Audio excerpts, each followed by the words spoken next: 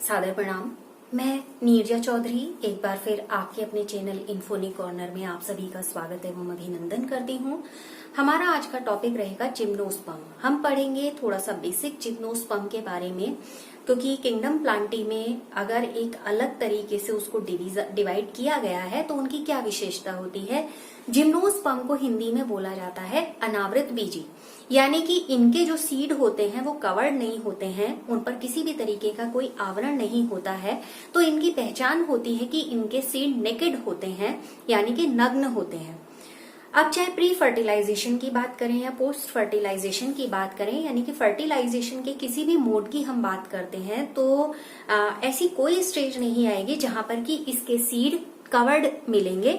और यहाँ पर साथ ही जो इनका ओव्यूल होता है वो ओव्यूल भी ओवरी वॉल के अंदर एनक्लोज्ड नहीं होता है, मतलब कवर्ड नहीं होता है। जिम्नोस्पर्म में यानी कि बीजांड की बात कर रहे हैं, बीजांड और अंडाशय की यहाँ पर बात हो रही है। बीजांड अंडाशय की भित्ति से ढके हुए यहाँ पर नहीं होते हैं। हिंदी की अगर मैं बात करूं तो इनमें क्या होते हैं, कुछ श्रब्स भी मिलते हैं, कुछ मीडियम लेंथ के प्लांट्स भी होते हैं, और सिकुआ है जो बहुत लंबा पौधा इसके प्लांट जो है वो इसके अंतर्गत मिलता है, यानी कि ट्री है, बहुत लंबा होता है, बहुत अधिक लंबाई है सिकुआ की। और जिम्नोस्पर्म का सबसे लंबा वृक्ष या ट्री इसको कहा जाता है। जिम्नोस्पर्म्स में जो रूट्स होती हैं टैप रूट्स होती हैं। टैप रूट्स मतलब मूसला जड़ होती है इनकी। मूसला जड़ जानते हैं, बिल्कुल एक मेन जो जड़ होती है वो ऐसे लंबी सी होती है, और साथ में छोटी छोटी सहायक जड़ें ऐसी निकली हुई हो सकती हैं। तो इनकी रूट कैसी होती है, टैप रूट होती है। ठीक हो गया। इसके बाद जो कई बार ऐसा होता है कि इनमें एक फंगल कोरिलेशन पाया जाता है। कुछ स्पीशीज के प्लांट्स होते हैं तो उनको बोला जाता है कवक मूल या माइकोराइजा। कवक मूल या माइकोराइजा, ठीक है, एक तरीके का कोरिलेशन होता है यहाँ पर। तो ये फंगल कोरिलेशन रूट्स में मिलता है इसके, लेकिन ये सब में नहीं होता है, कुछ स्पीशीज में होता है। और ये कुछ स्पीशीज में अगर मैं एग्जांपल यहाँ पर करूंगी तो एग्जांपल रहेगा पाइनस, क्योंकि जिम्नोस्पर्म के जो मुख्य पौधे हैं पाइनस और साइकस है, तो माइकोराइजा किसमें है, पाइनस में। साथ ही साथ कई बार ऐसा भी होता है कि नाइट्रोजन फिक्सेशन करने वाले कुछ साइनोबैक्टीरिया है, वो यहाँ पर एसोसिएशन करते हैं, और उस एसोसिएशन के बाद ये एक रूट फॉर्म करते हैं जिसे कोरिलॉइड रूट कहा जाता है, जिसे कोरिलॉइड रूट कहा जाता है, या हिंदी में जिसे कहा जाता है प्रवाल मूल। जिसे हिंदी में क्या कहा जाता है, प्रवाल मूल। अब ये प्रवाल मूल जो होती है या कोरिलॉइड रूट जो मिलती है वो कहाँ पर मिलती है, दूसरा एक उदाहरण इसका रहेगा, वो रहेगा साइकस। तो ये आप ध्यान में रखेंगे कि जो माइकोराइजा है वो पाइनस में, और जो हम कोरिलॉइड रूट की बात कर रहे हैं यानी कि प्रवाल मूल की बात कर रहे हैं, जड़ की बात कर रहे हैं, तो वो किस में होगी, साइकस में। फिर बात करें जो जैसे तने कैसे होते हैं, तने नॉन ब्रांच्ड होंगे, कई बार ऐसा भी होता है ब्रांच्ड होते हैं। जब ब्रांच्ड की बात करेंगे तो इट मीन्स पाइनस हो जाएगा और या सिट्रस हो जाएगा। और दूसरा अगर हम नॉन ब्रांच्ड की बात करते हैं तो वो वहां पर कैसे मिलेंगे, यानी कि जो साइकस होता है वो थोड़ा सा बिल्कुल तने में किसी भी तरीके की शाखाएं नहीं होती, बिल्कुल सीधे जाता है। और जो पाइनस होता है वो क्या होता है, ब्रांच्ड होता है। होता तो कोन ही है, नुकीली पत्तियां होती हैं, मोटा सा एक आवरण होता है, लेकिन तना क्या होता है, ब्रांचेस में डिवाइडेड होता है, शाखाओं में डिवाइडेड होता है। यहाँ पर जो पत्तियां हैं वो पत्तियां साइकस में पिच्छाकार यानी कि पिनेट फॉर्म में होती हैं। पिच्छाकार यानी कि पिनेट। पत्तियों के प्रकार पढ़ रखे हैं, नहीं तो दोबारा पढ़ लेंगे उनको। तो पिच्छाकार पत्तियां होती हैं, और जिम्नोस्पर्म की पत्तियों में जैसे शुरू में ही कहा कि हाई टेम्परेचर को और मॉइस्चर को और हवा को सहने के लिए एक अडेप्टिव बिहेवियर होता है, और उस अडेप्टिव बिहेवियर की वजह से ही पत्तियों का जो एरिया होता है यानी क्षेत्रफल होता है वो कम होता है, और आगे से पॉइंटेड होती हैं। बार बार कहा जा रहा, बोल रही हूं मैं इस बात को, क्योंकि ये आइडेंटिफिकेशन का एक पॉइंट है। दूसरी बात इसके अंतर्गत जो आती है वो ये आती है कि अगर पत्ती देखिए एरिया उसका ज्यादा होगा, यहाँ पर देखिए वाटर लॉस को रोकना है, और जो उनके स्टोमेटा है वो स्टोमेटा अंदर की ओर होते हैं, यानी कि धसे हुए होते हैं, और हम जानते हैं जिससे वेपराइजेशन जो कि प्रोसेस होगी वो स्लो डाउन हो जाएगी, यानी कि वाष्पोत्सर्जन की क्रिया धीमी पड़ जाएगी, तो जिससे कम से कम वाटर का लॉस होगा, यानी कम से कम पानी की हानि होगी। तो इस तरीके से एक उनमें अडेप्टिव बिहेवियर है। फिर जो जिम्नोस्पर्म है हेट्रोस्पोरस होते हैं, कल पढ़ा था हेट्रोस्पोरस क्या होते हैं। हेट्रोस्पोरस का मतलब ये होता है कि दो तरीके के यहाँ पर स्पोर्स मिलते हैं, एक मिलते हैं माइक्रोस्पोर और एक होते हैं मेगास्पोर या मैक्रोस्पोर जिसको बोला जाता है। ठीक है, माइक्रो और मैक्रो। माइक्रोस्पोर मेल गैमेटोफाइट को इंडिकेट करते हैं, और ये इसको जो मैक्रोस्पोर है वो फीमेल ऑर्गन को इंडिकेट करते हैं। अब इसकी बात आती है कि जो भी स्पोरेंजिया है उसमें दो तरीके के स्पोर तो यहाँ पर बन गए, लेकिन इसमें ये किस पे लगे हुए होते हैं, जो स्पोरेंजिया होती है इसमें ये लगे हुए होते हैं बीजाणु पर्ण पर। बीजाणु पर्ण, मैं हिंदी और इंग्लिश दोनों यहाँ पर लिखूंगी जिससे कि आपको समझने में सुविधा रहेगी।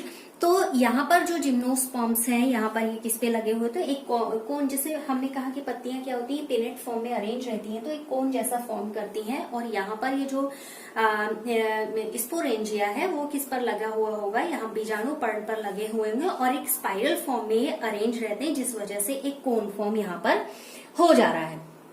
ठीक है, अब रही बात कि हर जो भी माइक्रोस्पोर है, हमने कहा कि उससे क्या होगा, मेल गैमेटोफाइट बनेगा, मैक्रोस्पोर है उससे फीमेल गैमेटोफाइट यहाँ पर बनेगा। ठीक है, लेकिन बहुत कम ऐसा होता है कि जो मेल गैमेटोफाइट है, मेल गैमेटोफाइट को हम क्या कहते हैं, पोलन कहते हैं, पढ़ा ही है हमें पोलन के बारे में। तो यहाँ पर क्या होता है, बहुत ही लिमिटेड जो सेल डिवीजन होता है या सेल्स होती हैं वो लिमिटेड होती हैं। तो जो पोलन है उनका डेवलपमेंट कहाँ पर होता है, उनका डेवलपमेंट होता है माइक्रोस्पोरेंजिया में, माइक्रोस्पोरेंजिया। ठीक है, कहाँ पर उनका डेवलपमेंट होगा, पोलन यानी कि जो परागकण बन रहे हैं उनके डेवलपमेंट की बात हो रही है, तो उनका डेवलपमेंट होगा माइक्रोस्पोरेंजिया में।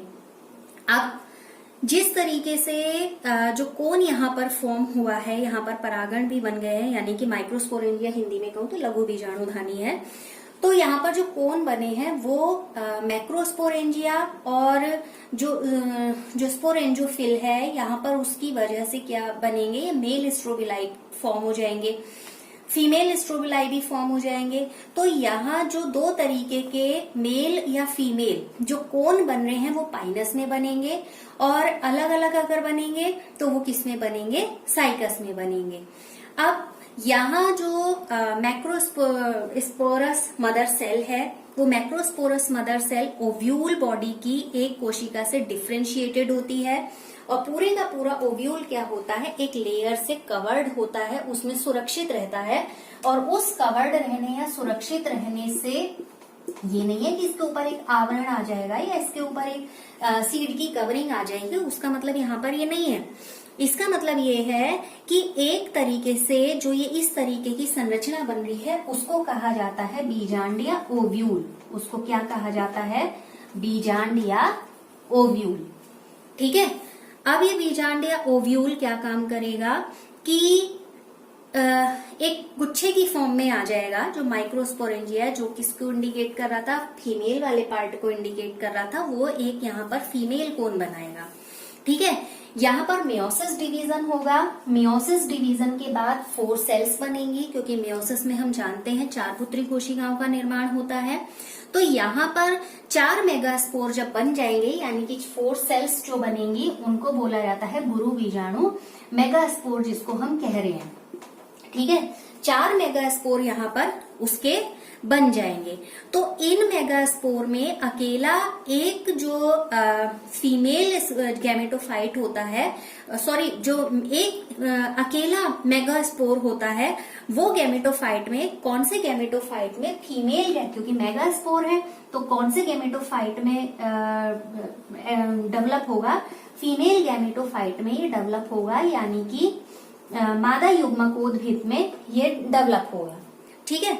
अब जिम्नोस्पर्म में दोनों ही तरीके के क्या होंगे, जो गैमेटोफाइट हैं, जैसे ब्रायोफाइटा और टेरिडोफाइटा की बात करें, हमने उसमें भी देखे थे, लेकिन वहां की तरीके से जिम्नोस्पर्म में ही फ्री नहीं होते हैं, फ्री लिविंग फॉर्म में नहीं होते हैं। अब देखिए यहाँ पर क्या था, जैसे दो हमने यहाँ पर बात की कि जो मेगास्पोर है वो फीमेल गैमेटोफाइट में यहाँ पर डेवलप हो जा रहा है, इसमें से दो या दो से ज्यादा क्या करेंगे, फीमेल रिप्रोडक्टिव ऑर्गन बनाएंगे, और यहाँ पर मल्टी सेलुलर फीमेल गैमेटोफाइट भी क्या करेगा, मेगास्पोरेंजिया में ही यहाँ पर रह जाएगा। उतनी बात याद ना रख के आप इतनी बात को भी ध्यान में रखेंगे तो भी आपके लिए इनफ है। ठीक है।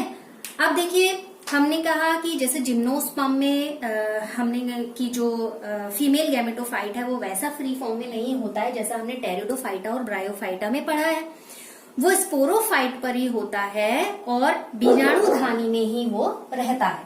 कहाँ पर रहता है, बीजाणुधानी में ही वो रहता है। ठीक है, स्पोरेंजिया में ही वो रहता है। और ये जो स्पोरेंजिया है, यहाँ से पराग बाहर निकलते हैं, यानी कि पॉलन बाहर निकलते हैं, और उसके बाद मेगास्पोरोफिल जो होता है उसमें जो ओव्यूल है वहां के बोर्ने तक पहुंचते हैं, यानी कि छिद्र तक पहुंचते हैं, और वहां पर जाने के बाद एक पराग नली यानी कि पॉलन ट्यूब बनती है, और इस पॉलन ट्यूब के माध्यम से ही जितना भी उसका मैटर होता है वो उसमें रिलीज कर दिया जाता है। और जब ये रिलीजिंग हो जाती है उसके बाद फर्टिलाइजेशन होगा, फर्टिलाइजेशन के बाद जाइगोट बनेगा, जब जाइगोट डेवलप होगा तो वो एम्ब्रियो बनाएगा, यानी कि भ्रूण का निर्माण करेगा। युग्मनज जब विकसित होता है तो उससे क्या बनता है, भ्रूण बनता है। इतने दिनों से हम ये बात पढ़ ही रहे हैं। और यहाँ पर जो ओव्यूल है, ओव्यूल यानी कि बीजांड जब विकसित होगा तो वो किसका निर्माण करेगा, सीड का निर्माण करेगा, यानी कि बीजांड से बीज का निर्माण होता है। ये 1 नंबर का प्रश्न है आपका कि बीज का निर्माण किससे होता है, तो बीज का निर्माण किससे होता है, बीज से, जब बीजांड से, बीजांड विकसित हो जाता है तो वो बीज बनाता है, यानी कि ओव्यूल से सीड बनता है।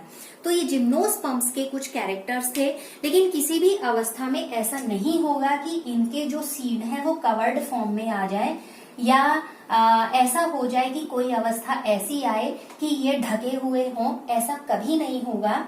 और बल्कि जैसे हमने कहा कि ओव्यूल यानी बीजांड के बारे में पढ़ रहे हैं, तो यानी यहाँ पर भी ऐसा नहीं होगा कि कोई एक ओवरी वॉल बनेगी और उसको कवर कर लेगी। ठीक है, तो ये सीड नेकेड होते हैं, विदाउट एनी कवरिंग होते हैं, तो इसलिए ये इनकी जिम्नोस्पर्म्स की एक पहचान है। तो फिलहाल आज के सेशन में हम इतनी ही बात करेंगे। नेक्स्ट सेशन में हम पढ़ेंगे एंजियोस्पर्म्स के बारे में। एंजियोस्पर्म्स मीन्स जिनके सीड्स कवर्ड होते हैं, उनके बारे में पढ़ेंगे। यहाँ पर 2-3 बिंदु मैं एक बार फिर से रिकॉल करा देती हूँ। जैसे हमने माइकोराइजा पढ़ा है और हमने कोरेलॉइड रूट्स पढ़ा है। ये इम्पोर्टेंट सेक्शन है, इनको आप ध्यान में रखेंगे कि जब यहाँ पर फंगल कोरिलेशन मिलता है या एसोसिएशन मिलता है तो उस समय एक तरीके की रूट डेवलप होती हैं जिन्हें कवक मूल या माइकोराइजा कहते हैं और जो पाइनस में मिलती हैं। ऐसे ही जब कुछ बैक्टीरिया के साथ यहाँ पर कोरिलेशन होता है, जैसे साइनोबैक्टीरिया जो कि नाइट्रोजन का स्थिरीकरण करते हैं, जो नाइट्रोजन का फिक्सेशन करते हैं, तो वहां पर कोरिलॉइड रूट्स डेवलप होती हैं, हिंदी में जिसे प्रवाल मूल कहा जाता है, और वो किसमें डेवलप होती हैं, साइकस में। ये प्रश्न पूछा जाता है, बीजांड से बीज किससे विकसित होता है, एम्ब्रियो किससे विकसित होता है, और जिम्नोस्पर्म का सबसे लंबा जो अभी तक नोन ट्री है वो क्या है। बाकी चीजें आप मेगा और माइक्रोस्पोर्स हम कल भी पढ़ चुके थे, वो वैसे का वैसा ही है। तो फिलहाल ये सेशन यही खत्म करते हैं। नेक्स्ट सेशन में आपसे जल्दी मिलेंगे। लगातार साथ बने रहने के लिए आप सभी का बहुत बहुत धन्यवाद।